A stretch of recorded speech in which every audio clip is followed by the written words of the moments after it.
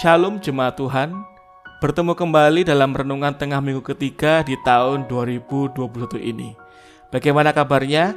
Saya harap Bapak Ibu semua saudara dalam kondisi baik imannya juga baik imunnya oleh karena berkat dan pemeliharaan Tuhan.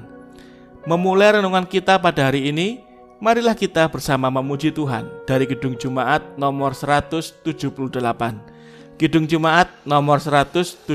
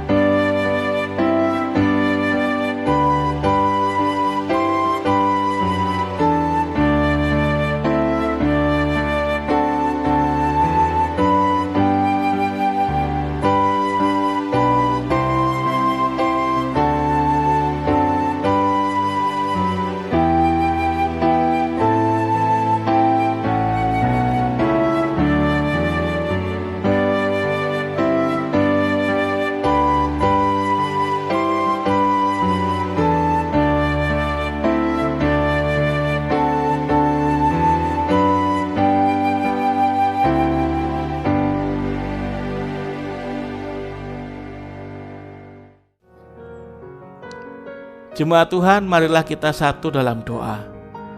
Tuhan Yesus, terima kasih hari ini kami tiba di minggu ketiga dalam renungan minggu ketiga tahun 2021. Kami akan membaca dan merenungkan firman-Mu. Berbicaralah pada kami ya Tuhan, supaya kami bisa mengerti dan mendengar apa maksud Tuhan. Terima kasih Bapa, kami mohon berkat-Mu lewat firman Tuhan pada hari ini. Dalam nama Tuhan Yesus kami berdoa dan memohon berkat-Mu. Amin. Jemaat yang dikasihi Tuhan Yesus, bacaan firman Tuhan pada renungan hari ini adalah dari kitab Bilangan pasal 13 ayat 25 sampai 31. Dari kitab Bilangan pasal 13 ayat 25 sampai 31. Sekali lagi, kitab Bilangan pasal 13 ayat 25 sampai 31. Saya akan membaca dan jemaat silakan menyimak pada bagian Alkitab masing-masing. Bilangan 13 ayat 25 sampai 31, demikian bunyi firman Tuhan. Sesudah lewat 40 hari pulanglah mereka dari pengintaian negeri itu, dan langsung datang kepada Musa, Harun, dan segenap umat Israel di Kadesh, di padang gurun Paran. Mereka membawa pulang kabar kepada keduanya dan kepada segenap umat itu, dan memperlihatkan sekalian hasil negeri itu. Mereka menceritakan kepadanya, kami sudah masuk ke negeri, kemana kau suruh kami. Dan memang negeri itu berlimpah-limpah susu dan madunya. Dan inilah hasilnya. Hanya bangsa yang diam di negeri itu kuat-kuat, dan kota-kotanya berkubu dan sangat besar. Juga keturunan Enak telah kami lihat di sana. Orang Amalek diam di tanah Negeb, orang Het, orang Yebus, dan orang Amori diam di pegunungan. Orang Kanaan diam di sepanjang laut, dan di sepanjang tepi sungai Yordan. Kemudian Kaleb mencoba mententramkan hati bangsa itu di hadapan Musa, katanya, "Tidak, kita akan maju dan menduduki negeri itu, sebab kita pasti akan mengalahkannya." Tetapi orang-orang yang pergi ke sana bersama-sama dengan dia berkata, "Kami tidak dapat maju menyerang bangsa itu, karena mereka lebih kuat daripada kita." Kemudian disambung dengan Efesus 4 ayat 23, Efesus pasal 4 ayat 23, sekali lagi Efesus pasal 4 ayat 23. Demikian bunyi firman Tuhan. "Supaya kamu dibaharui di dalam roh dan pikiranmu." Amin. Renungan tengah minggu ketiga ini berjudul pikiran yang diperbaharui. Pernahkah kita mendapat teguran seperti ini? "Pakai dong pikiranmu." Ya, kritik itu muncul kepada kita tatkala kita ditegur oleh teman kita atau seseorang karena mungkin mereka melihat kita gampang menyerah ketika menghadapi persoalan besar. Jujur, harus kita akui, kita mudah panik menghadapi masalah besar. Kita tidak mau memakai pikiran kita yang sebetulnya hebat dan dahsyat asal saja sudah diperbarui oleh Tuhan.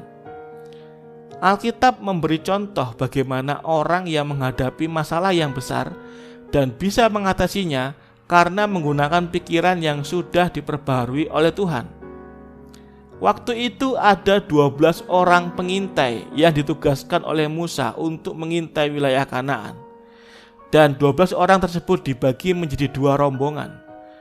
Yang 10 orang pergi mengintai dan melihat tantangan yang besar dan sulit. Mereka melihat dengan pikirannya sendiri dan merasakan ketakutan, sehingga tidak berani untuk memasuki Kanaan. Mereka menghitung dan mengukur kekuatan lawan yang hebat, kemudian membandingkannya dengan kekuatan sendiri, tidak seimbang. Rombongan kedua, yaitu Yosua dan Kaleb, mengintai wilayah yang sama. Mereka juga melihat kekuatan lawan, tetapi tidak gentar sedikit pun. Malah sebaliknya, siap maju menghadapi tantangan yang menghadang. Apa yang membedakan kedua rombongan tersebut? Yosua dan Kaleb tidak melihat dengan emosi dan perasaan.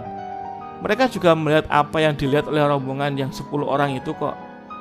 Kesulitan dan tantangan memang nyata dan sungguh ada, tetapi tidak membuat Yosua dan Kaleb gentar, menyerah dan putus asa. Malah sebaliknya, mereka berani dan tertantang. 10 orang ini dan 2 orang, yaitu Yosua dan Kaleb, melihat hal yang sama, melihat kesulitan yang sama, melihat halangan yang sama, tetapi respon berbeda antara yang 10 dengan yang 2 orang. Mengapa? Ya, karena Yosua dan Kaleb menggunakan pikiran yang sehat, pikiran yang sudah diperbaharui. Apa itu?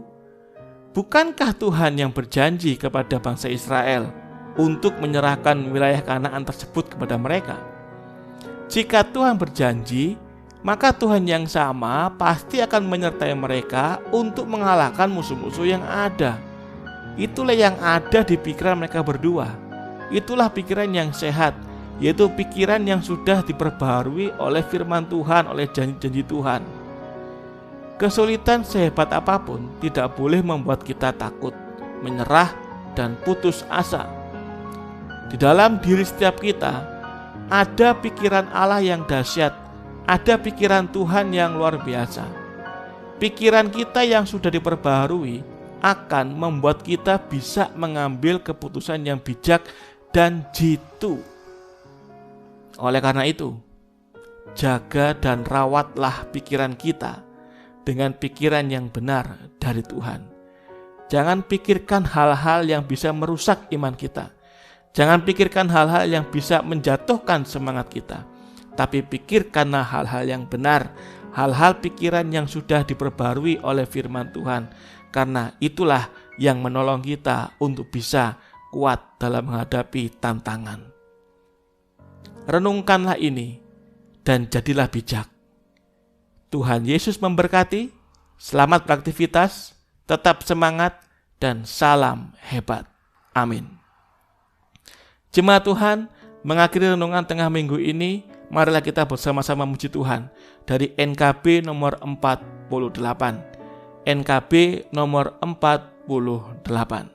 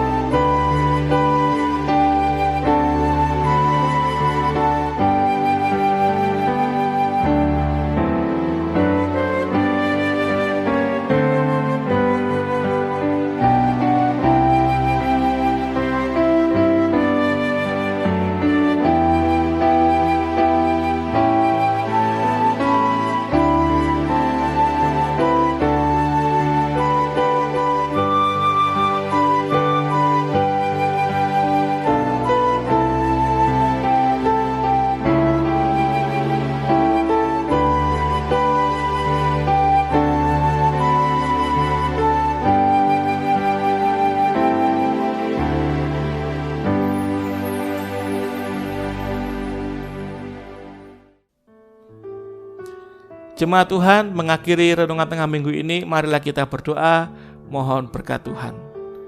Tuhan Yesus, terima kasih. Renungan pada hari ini mengingatkan kami dan menegur kami, belajar dari Yosua dan Kaleb yang telah diutus oleh Musa, dan ketika dia mempunyai pikiran yang benar terhadap Tuhan, itulah yang membuat mereka menjadi menang dan menerima janji Tuhan. Kami ingin seperti mereka Tuhan, mampukan kami anak-anak-Mu ini supaya bisa memiliki pikiran yang sehat, pikiran yang benar, supaya kami bisa kuat di dalam menjalani hidup kami hari lepas ke sehari. Tuhan, tolonglah kami supaya kami bisa menjadi orang yang bijaksana di dalam menjalani hidup bersama dengan Tuhan. Terima kasih untuk berkat firman-Mu pada hari ini, dan kami bersyukur untuk suara Tuhan yang boleh hadir di dalam hati kami. Dalam nama Tuhan Yesus Kristus, kami berdoa dan bersyukur untuk renungan tengah minggu ini. Haleluya, amin. Jemaat Tuhan, renungan tengah minggu ketiga kita telah selesai.